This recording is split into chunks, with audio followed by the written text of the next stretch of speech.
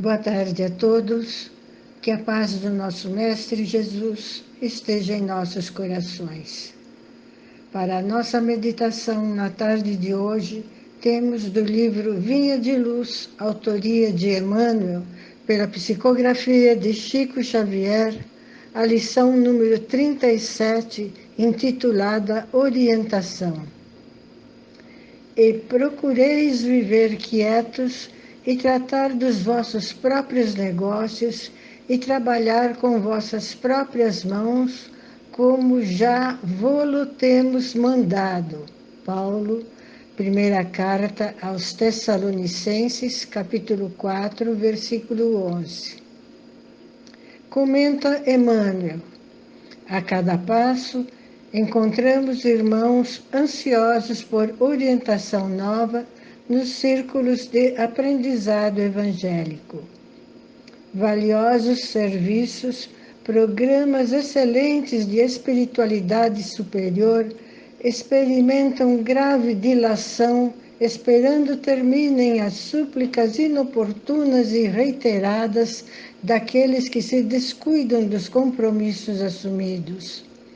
Assim, nos pronunciamos diante de quantos se propõem servir a Jesus sinceramente, porque, indiscutivelmente, as diretrizes cristãs permanecem traçadas de há muito, esperando mãos operosas que as concretizem com firmeza. Procure cada discípulo manter o quinhão de paz relativa que o Mestre lhe conferiu.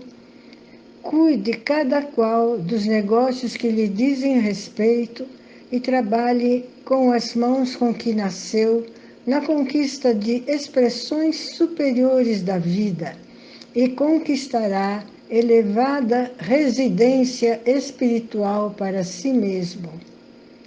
Aquele que conserva a harmonia ao preço do bem infatigável atende aos desígnios do Senhor no círculo dos compromissos individuais e da família humana. O que cuida dos próprios negócios desincumbe-se retamente das obrigações sociais, sem ser pesado aos interesses alheios, e o que trabalha com as próprias mãos encontra o luminoso caminho da eternidade gloriosa. Antes de buscares, pois, qualquer orientação junto de amigos encarnados ou desencarnados, não te esqueças de verificar se já atendeste a isto. Como vimos, na exposição de Emmanuel, na causa de Deus, a fidelidade deve ser uma das primeiras virtudes. Onde o filho e o pai que não desejam estabelecer como ideal de união a confiança integral e recíproca? Nós não podemos duvidar da fidelidade do nosso Pai para conosco. Sua dedicação nos cerca os espíritos desde o primeiro dia. Ainda não o conhecíamos e já ele nos amava. E acaso podemos desdenhar a possibilidade da retribuição? A vida terrestre é uma estrada pedregosa que conduz aos braços amorosos de Deus. O trabalho é a marcha. A luta comum é a caminhada de cada dia. Os instantes deliciosos da manhã e as horas noturnas de serenidade são os pontos de repouso.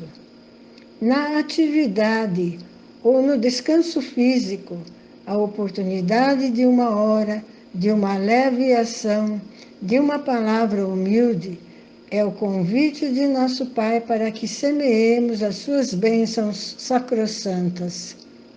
Em geral, os homens abusam desse ensejo precioso para anteporem a sua vontade imperfeita aos desígnios superiores, perturbando a própria marcha.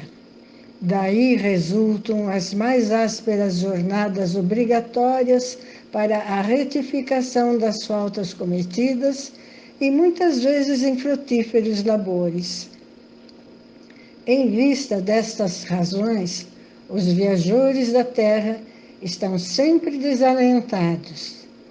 Na obcecação da sua vontade própria, ferem a fronte nas pedras das estradas, cerram os ouvidos à realidade espiritual, vendam os olhos com a sombra da rebeldia e passam em lágrimas, em desesperadas imprecações e amargurados gemidos, sem enxergarem as coisas simples, tais como a fonte cristalina, a estrela cariciosa do céu, o perfume da flor, a palavra de um amigo, a claridade das experiências que Deus espalhou para a sua jornada em todos os aspectos do caminho.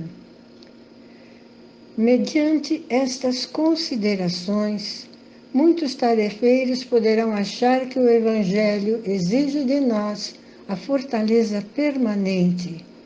Porém, bem compreendido, veremos que a verdade não exige, transforma. O Evangelho não poderia reclamar estados especiais de seus discípulos. Porém, é preciso considerar que a alegria, a coragem e a esperança devem ser traços constantes de suas atividades em cada dia. Por que nos firmarmos no pesadelo de uma hora, se conhecemos a realidade gloriosa da eternidade com o nosso Pai? No Evangelho segundo o Espiritismo, capítulo 20, item 4, lemos: E depois e levai a palavra divina aos grandes que a desdenharão, aos sábios que dela pedirão provas, aos pequenos e aos simples que a aceitarão, pois principalmente entre os mártires do trabalho, nesta expiação terrena, encontrareis o entusiasmo e a fé.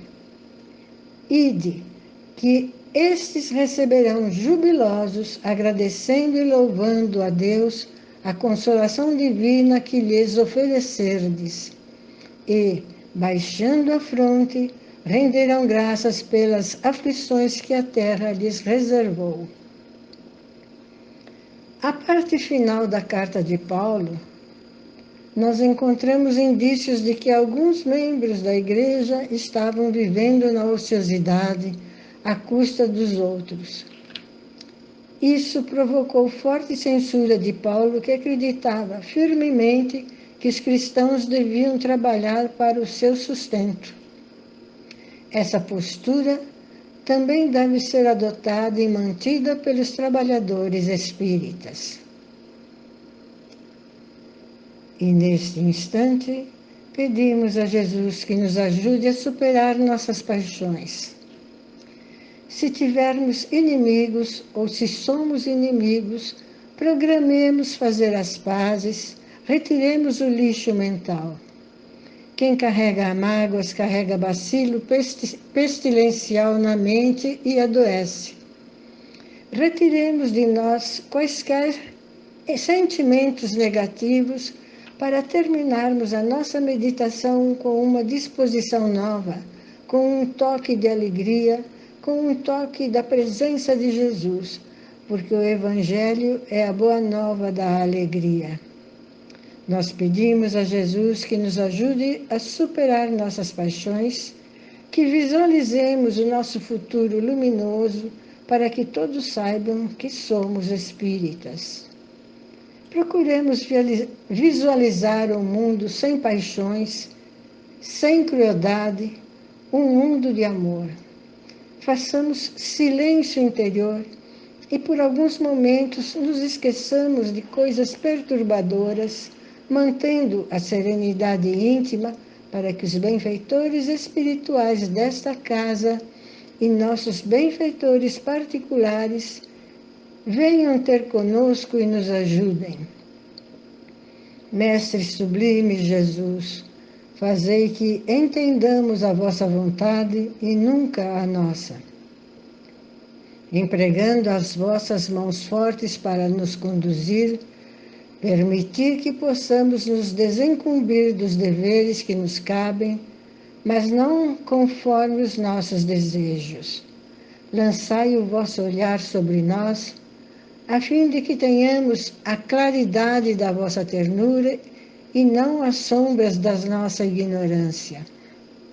Abençoai os nossos propósitos de servir-vos, quando somente nós temos nos preocupados em utilizar o vosso santo nome para servir-nos.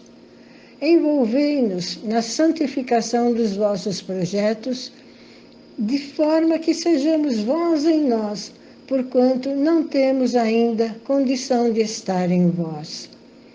Desculpai os nossos anseios de conquista e prazer, vacinando-nos no poder da renúncia e da abnegação.